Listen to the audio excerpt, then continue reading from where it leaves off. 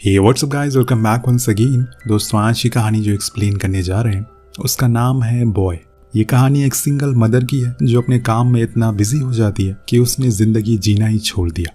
कहानी की शुरुआत और यहाँ हम एलिस नाम की औरत को देखते हैं जो एक मैगजीन कंपनी में पिछले 8 सालों से काम कर रही है। वो अपनी बेटी को अपनी बड़ी बहन को यहाँ छोड़ देती है ताकि अपने काम को ज़्यादा से ज़्यादा समय दे सके। अब वो कुछ काम के लिए ब्राज़ील में होती है कि तभी उसी दौरान उसके पास उसकी दोस्त का कॉल आता है जो उसे बताती है कि एक लड़की आई है जो काफ़ी टाइम से बॉस के आगे पीछे घूम रही है और सुनने में आया है कि उसे प्रमोशन भी मिलने वाला है। ये सुनकर एलिस को बहुत बुरा लगता है, इसीलिए वो जल्दी से अपना पूरा काम करके पेरिस के लिए लौटना शुरू कर देती है। उसने इस कंपनी को अपना सब कुछ दे दिया पर उसे पिछले 4 सालों में एक भी प्रमोशन नहीं मिला। अब फ्लाइट में बैठते समय उसकी मुलाकात हो जाती है एक मैक्सी नाम के यंग लड़के से जो कि एक कॉलेज स्टूडेंट है।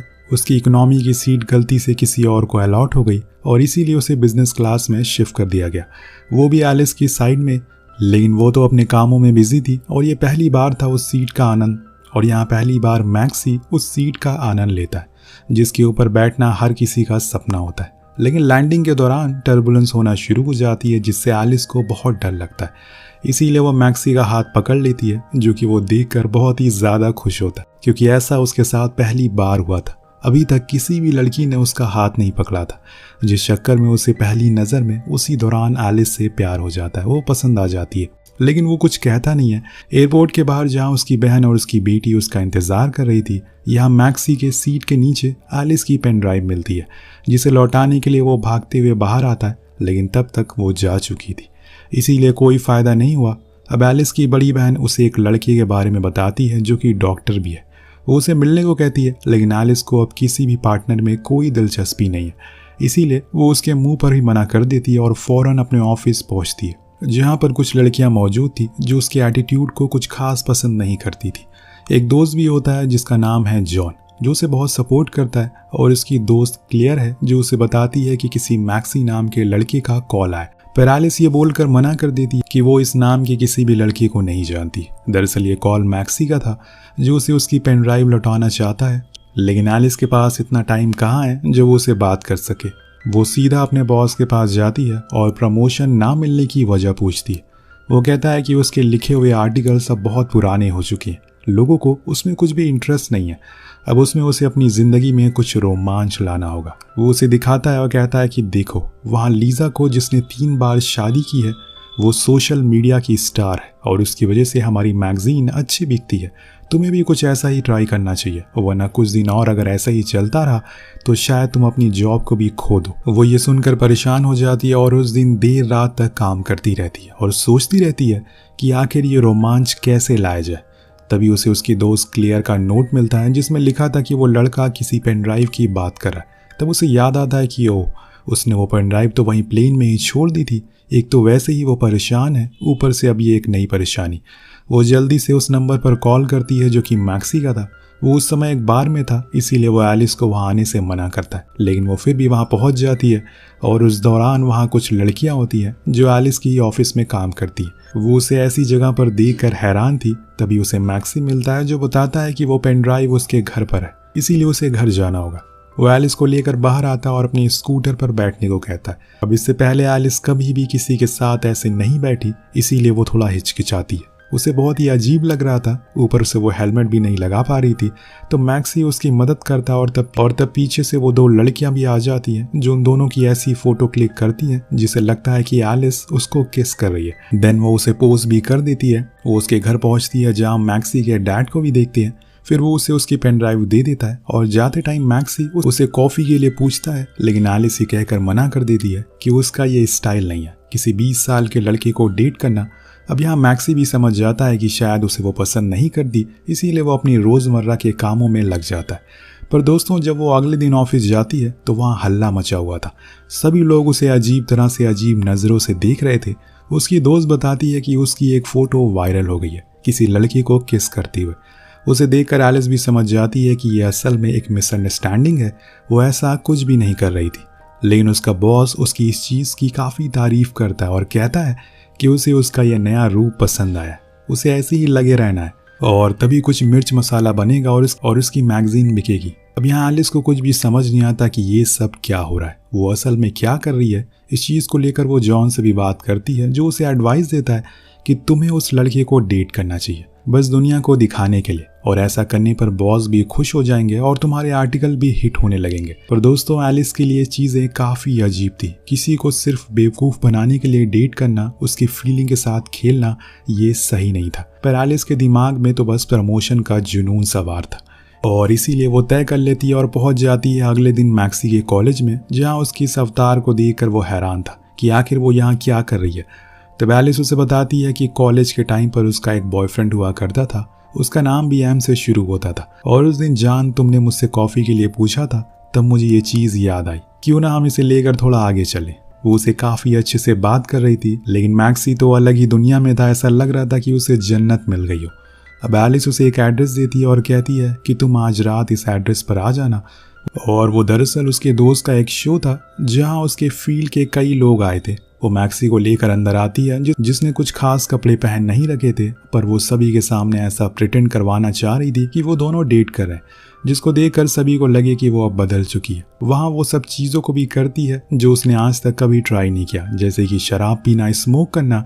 इसी दौरान वहाँ एलिस का दोस्त भी आ जाता है, जो मैक्सी के सामने ही उसे छूने लगता है, जो बात उसको सही नहीं लगती, इसीलिए वो उसके शो का मजाक बनाने लगता है, और इससे एलिस भी हंसना शुरू कर देती है, और ऐसी बेइज्जती देखकर वो बंदा वहाँ से चला जाता है। अब दोनों फिर से साथ में बातें करना शुरू कर देते हैं, और इसी दौरान एलिस की बहन का उसके पास कॉल आता है, जो उसे बताती है कि उसने उस डॉक्टर को आज रात डिनर के लिए बुलाया है, इसीलिए वो जल्दी से घर आ जाए। अब वो चाह कर भी मना नहीं कर पाती, इसीलिए मैक्सी से झूठ कहती है कि उसकी बेटी की तबीयत ठीक नहीं है, ये बोलकर घर की ओर निकल जाती। अब मैक्सी उसे टैक्सी तक ड्रॉप करता है और खुद पैदल जाता है, और ये सब देखकर एलिस के दिमाग में कहीं ना कहीं ये ज़रूर आता है कि मैक्सी काफ़ी केयरिंग है और रियल में उसकी फिक्र करता है। अब घर पहुंचने उस डॉक्टर से नशे की हालत में उल्टे सीधे सवाल करना शुरू कर देती है, और सभी के सामने उसकी बेइज्जती भी करती है, जिससे कि वो नाराज़ होकर चला जाता है। धीरे धीरे करके दिन बीतने शुरू हो जाते हैं। एलिस बहुत कोशिश करती वो किसी भी तरह से अपने बॉस का दिल जीत ले, लेकिन ऐसा हो नहीं रहा था। इसीलिए वो एक दिन मैक्सी को लेकर एक फैशन शो में जाती है, जहां पर उसकी कंपनी की सीईओ भी आई थी। सभी मॉडल वॉक कर रही थी, और इतने में एक लड़की गिर जाती है, जिसको उठाने के लिए मैक्सी रैंप पर पहुंच जाता है और उसे सहारा देता है। ये चीज़ देखकर उसकी हेड काफ़ी अजीब रिएक्शन देती है। जब शो खत्म हो जाता है तो एलिस का बॉस मैक्सी की काफ़ी तारीफ करता है कि उसने आज तक कभी पहले ऐसा नहीं देखा, वो दिखने में काफ़ी स्मार्ट भी है, क्यों ना वो मॉडल बन जाए। जिस बात से एलिस हंसना शुरू कर देता है, तब मैक्सी कहता है कि उसकी माँ ने सिखाया था कि हमें औरतों की इज्जत करनी चाहिए, उसने तो बस वही किया। और फिर वो और एलिस दोनों डांस करने के लिए चले जाते हैं, और डांस करते करते बहुत करीब आ जाते हैं। इतने में वहाँ पर कुछ लड़कियाँ एलिस की फ़ोटो क्लिक करने लगती है, इसीलिए वो उसे लेकर बाहर आ जाती, जिसके बाद मैक्सी उसे अपनी स्कूटर पर घर छोड़ देता है। वहाँ पहुँचने पर कुछ ऐसे मोमेंट आ जाते हैं जो शायद उस वक्त के लिए ठीक नहीं थे, इसीलिए एलिस पीछे हो जाती है और अपने घर आ जाती है। पर मैक्सी को लगता है कि उसने गलती कर दी, इसीलिए वो उसके घर जाता है उससे माफ़ी मांगने के लिए, जहाँ दोनों काफ़ी करीब आ जाते हैं। सुबह होने पर एलिस को अपनी इस गलती का बहुत पछतावा होता है। उसे बहुत ही ज़्यादा अजीब लग रहा था कि कभी वहाँ पर उसकी बहन और बेटी आ जाती हैं, जिसको देखकर एलिस कहती है कि ये उसका बस कलीग है और कुछ भी नहीं।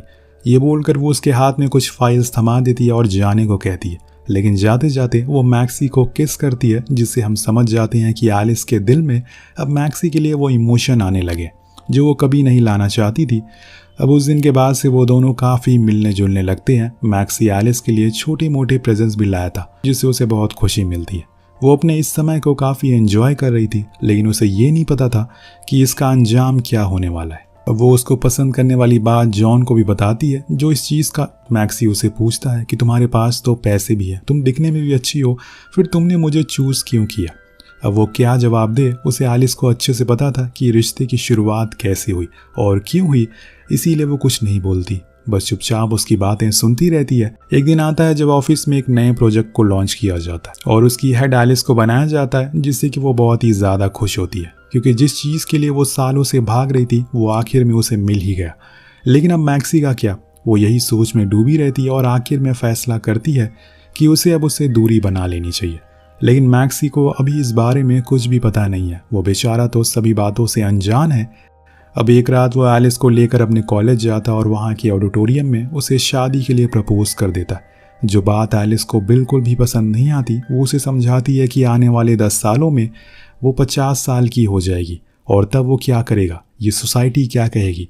लेकिन मैक्सी कहता है कि उसे अब उससे प्यार हो गया है। लेकिन एलिस समझाती है कि उनका कोई फ्यूचर नहीं है, इसीलिए बेहतर है कि वो अब इस चीज़ को यहीं पर ख़त्म कर दे। ये बोलकर वो वहाँ से चली जाती है, लेकिन उसे बुरा लग रहा था ऐसे सिर्फ मैक्सी का इस्तेमाल करके अपने प्रमोशन के लिए। लेकिन अब वो कर भी क्या सकती है, सच बता नहीं सकती और साथ में रह नहीं सकती। पर उसके जाने के बाद उसकी लाइफ में काफ़ी चेंजेस आ गए। वो किसी से बात नहीं करती ढंग से, यहाँ तक कि अपनी बहन से भी। वो जॉन से इस चीज़ों को शेयर करती है तो वो बताता है कि तुम्हें उसके साथ जो टाइम स्पेंड किया है उसे भुलाने में थोड़ा समय लगेगा। वही मैक्सी भी अब पहले जैसा नहीं रहा। वो अपने डैड से अपने दुख को शेयर करता है, जो उसे सहारा देते हैं और कहते हैं कि ये सब चलता रहता है, तुम्हें ज़िंदगी में आगे बढ़ना चाहिए। लेकिन मैक्सी के लिए मानो सब कुछ थम सा गया है, कुछ भी सही नहीं लग रहा है उसे। लेकिन उसकी ज़िंदगी एक बार फिर करवट लेती है, पर कैसे ये आपको कुछ ही देर में पता चल जाएगा। अब 2 हफ्तों बाद ऑफिस में हेड आती हैं मैगजीन की कवर फोटो को देखने के लिए, जो उन्हें कुछ ठीक नहीं लगती। तभी उनकी नज़र एलिस के लैपटॉप पर पड़ती है, जिसके होम पेज पर मैक्सी की फ़ोटो लगी थी।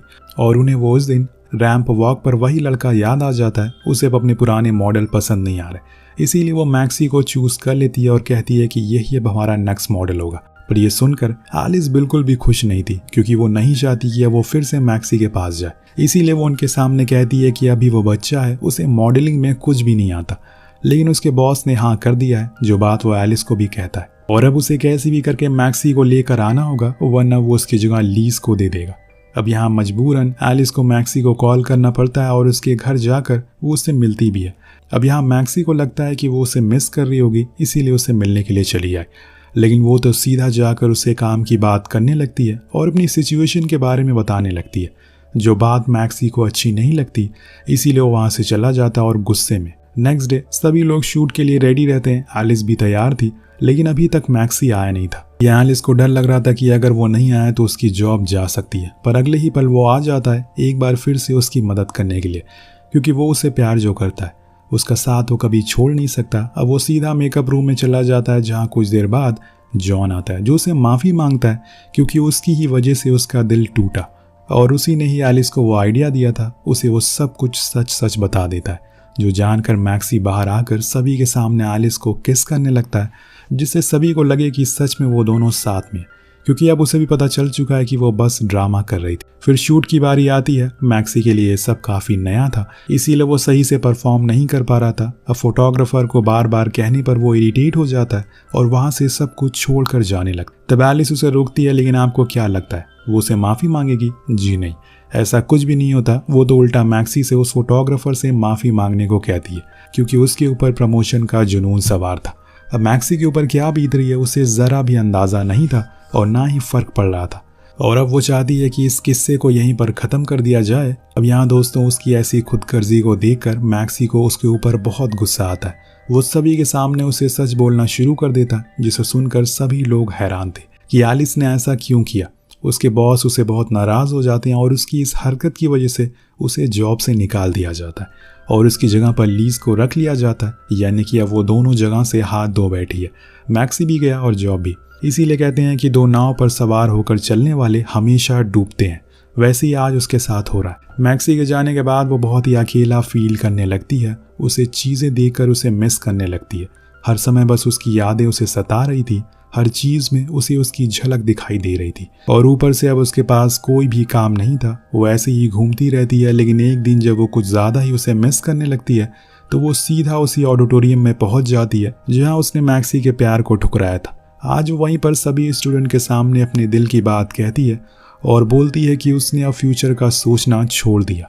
उसे अब अपने प्रेजेंट को बेहतर और यादगार बनाना है। आखिर में वो मैक्सी से माफ़ी भी मांगती है और वहीं सबके सामने रोने लगती है। वही मैक्सी जो आज भी उससे उतना ही प्यार करता है जितना वो पहले किया करता था।